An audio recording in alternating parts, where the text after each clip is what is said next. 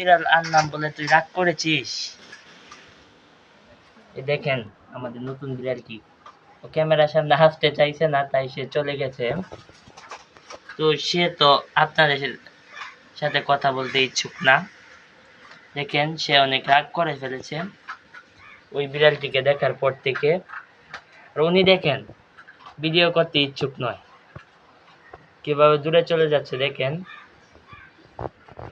এই তুই কথা বলছিস না কেন? তুই কথা বলছিস না কেন? আমাদের বাসায় কিছু কবুতর আছে, সেই কবুতরগুলোকে আমার এই বিড়ালটি ধরতে চায়, কিন্তু সে পারে না। সেজন্য তার রাগ রয়েছে।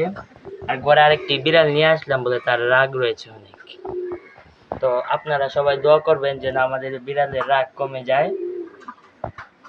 এবং ওই নতুন বিড়ালটির কি নাম রাখা যায় আপনারা সবাই বলবেন। আমার বিড়ালটি অনেক শিকারী, তার কারণে আমাদের ঘরে কোনো বিড়াল, ইঁদুর, তেলাপোকা কিছুই আসে না। বিড়াল আমাদের অনেক উপকার করে। ঘরে ইঁদুর, তেলাপোকা এসব কিছুই আমাদের ঘরে থাকে না। সে আমাদের ভিডিও করার মাঝেই সে ঘুমিয়ে গেছে। তো আপনারা সবাই দোয়া করবেন যেন আমার বিড়ালের রাগ কমে যায়।